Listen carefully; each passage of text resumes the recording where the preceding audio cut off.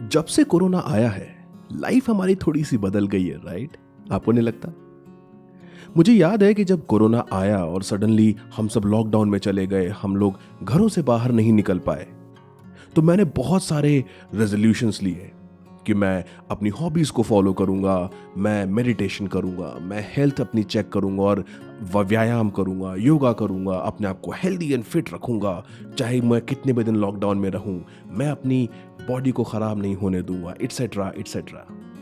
I am sure कि आपने भी जैसे ही आप लॉकडाउन में पहुंचे, आपने भी कुछ ना कुछ तो ऐसे रेजोल्यूशन लिए अपनी, या तो हॉबी फॉलो करने के लिए, या अपने आप को करियर में आगे बढ़ाने के लिए, या अपने रिलेशनशिप पे ध्यान देने के लिए। कुछ ना कुछ तो आपने सोचा था, राइट?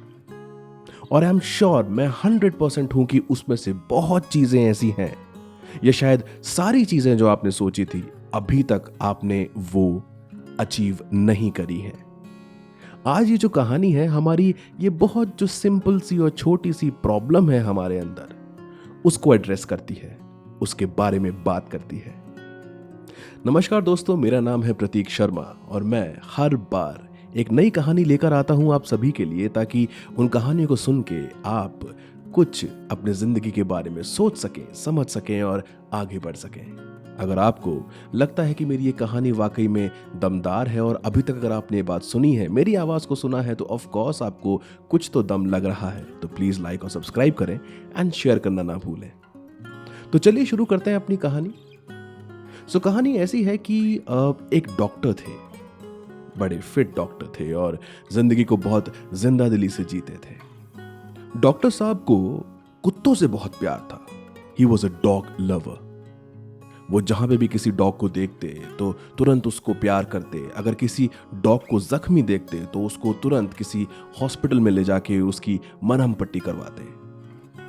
एक दिन सुबह सुबह डॉक्टर साहब रोज की तरह जॉगिंग पे निकले। जब वो जॉगिंग कर रहे थे तो कुछ ही दूरी पे जाके उनको सडनली एक डॉग की रोने की आवाज आई, एक कुत्ते की रोने की आवाज आई। कुत्ता जोर जोर से रो रहा था। डॉक्टर साहब को लगा कि ये कुत्ता की आवाज, ये इस डॉग की आवाज आ कहां से रही है, और क्योंकि वो एक डॉग लवर है, उनसे रहा नहीं गया। वो तुरंत उस आवाज की तरफ दौड़ने लगे। दौड़ते दौड़ते वो अचानक से बीच पे पहुंच गए और उन्होंने देखा कि दूर बीच पे एक छोटी सी एक झोपड़ी है और उस झोपड़ी के बाहर एक कुत्ता जो है वो बैठा हुआ है और वो कुत्ता रो रहा था। वो आवाज रोने की उस कुत्ते की थी। डॉक्टर साहब फटाफट वहां पे उस कुत्ते के पास पहुंचे। तभी उन्होंने देखा कि उस कुत्ते के बिल्कुल पास में एक बूढ़ा इंसान बैठा है और वो बड़े तसल्ली से, बहुत आराम से, एकदम रिलैक्स्ड मूड में साइड में अपने ट्रांजिस्टर पे गाना चला के, अपने हाथ में पेपर लेके, न्यूज़पेपर पढ़ रहा है और उसके बगल में जो कुत्ता है वो रो रहा था। डॉक्टर साहब बड़े हैरान हुए। उन्होंने बोला कि सर, ये आपका कुत्ता है? तो वो जो बूढ़ा इंसान है उसने पेपर नीचे किया और देख के बोला कि जी हाँ, ये मेरा ही है। डॉक्टर साहब एकदम से गुस्सा हो गए, क्योंकि वो डॉग लवर हैं, तो वो उनसे बर्दाश्त नहीं हुआ कि किसी कुत्ते का मालिक इतना बेरहम कैसे हो सकता है। तो उन्होंने बड़े गुस्से से बोला कि आपको शर्म नहीं आती कि आपका कुत्ता यहाँ पे जोर जोर से रो रहा है, दर्द में कराह रहा है, और आप बड़े आराम से ट्रांजिस्टर पे गाना सुनते हुए न्यूज़पेपर खोल के अखबार पढ़ रहे हैं? कैसे इंसान हैं आप? उस बूढ़े इंसान ने धीरे से पेपर नीचे किया और हंस दिया। हंसते हंसते कहने लगा, अरे ये तो इसका रोज का है, आप चिंता मत करिए, ये ठीक है। डॉक्टर फिर हैरान हुआ। उसने बोला कि आपको नहीं लगता कि ये जो है मर जाएगा, या इतना पीड़ा में है, इतनी दर्द में है, इसको कुछ भी हो सकता है, आप इसको कुछ करते क्यों नहीं है? इस बार उस बूढ़े इंसान का सब्र का बांध टूट गया। वो बड़ा ही रेस्टलेस हो गया और उसने तुरंत अपने पेपर को नीचे फेंका और खड़े होके डॉक्टर साहब के पास पहुंचा और उसने बोला कि ये जो कुत्ते को आप अभी जिस जमीन पे लेटे हुए देख रहे हैं, वो जमीन एक्चुअली जमीन नहीं थी, वो एक आप कह सकते हैं एक लकड़ी का एक प्लेटफॉर्म था। तो उसने बोला कि ये जो कुत्ता जहां पे अभी लेटा हुआ है ना, वहां पे एक्चुअली एक कील थी, और वो जो कील है वो उसके बदन में घुस गई है और इसलिए वो रो रहा है। तो डॉक्टर साहब ने बोला कि अरे, तो अगर उसके कील अंदर घुस गई है तो आप उसको उठा क्यों नहीं रहे हैं, आप उसको कील से निकाल क्यों नहीं रहे हैं। तो उस इंसान ने बोला, उस बूढ़े इंसान ने जो उस कुत्ते का मालिक था, उसने बोला कि जब तक इस कुत्ते को इतना दर्द नहीं होगा कि ये खुद से उठ जाए, ये नहीं उठेगा। ये वहां पे पड़ा हुआ है क्योंकि इससे वो दर्द बर्दाश्त हो रहा है। ये वो जोर नहीं लगा रहा है, ये वो मेहनत नहीं कर रहा है, ये वो दम नहीं लगा रहा कि ये अभी वहां से उठ जाए।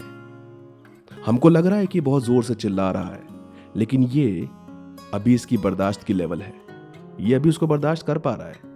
जैसे ही इसके वो कील का दर्द और बढ़ेगा और उस लेवल तक पहुंच जाएगा जहां पे ये बर्दाश्त नहीं कर पाएगा, ये खुद ब खुद वहां से निकल जाएगा। दोस्तों, हमारी जिंदगी में हम लोग भी ऐसे ही बिहेव करते हैं। जब भी लाइफ में हमें कोई एक नया रेजोल्यूशन लेना होता है, या हमें कुछ एक दृढ़ निश्चय करना होता है, या किसी नए मोड़ पे एक नई शुरुआत करनी होती है, हम कई बार उसको टाल जाते हैं।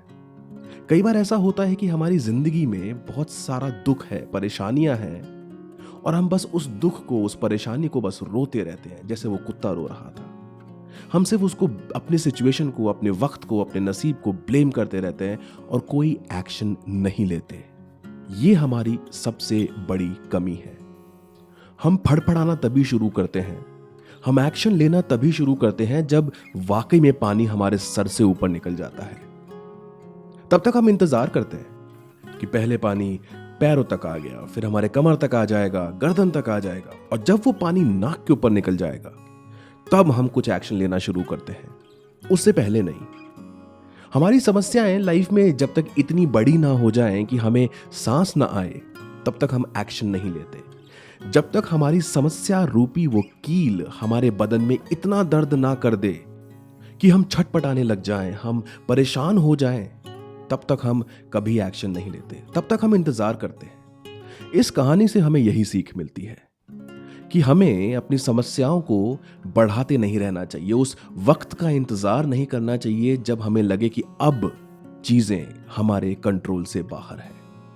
हमें उससे पहले ही एक्शन लेना चाहिए, क्योंकि हमें पता है कि अगर हमने वक्त रहते एक्शन नहीं लिया और अगर हमने इन समस्याओं को और बढ़ाया, तो मुश्किलें किसी और के लिए नहीं, हमारे लिए ही और बढ़ेंगी। उस दर्द का इंतजार मत करिए, उस कील के अपने बदन में और अंदर चुभने का इंतजार मत करिए, आज ही एक्शन लीजिए। तो ये थी आज की कहानी। आई एम श्योर कि कहानी आपको पसंद आई होगी, और अगर आपको ये कहानी पसंद आई है तो please please please like and subscribe करें और लोगों के साथ ये कहानी शेयर करें, ताकि और भी लोग इस कहानी को सुन के कुछ सोच सके, समझ सके। मैं आपसे फिर मिलूंगा एक और नई कहानी के साथ। आई एम श्योर आप फिर से मुझे सुनने के लिए आएंगे। तब तक के लिए अपने दर्द को मत बढ़ाइए, तुरंत उस पर एक्शन लीजिए। Thank you.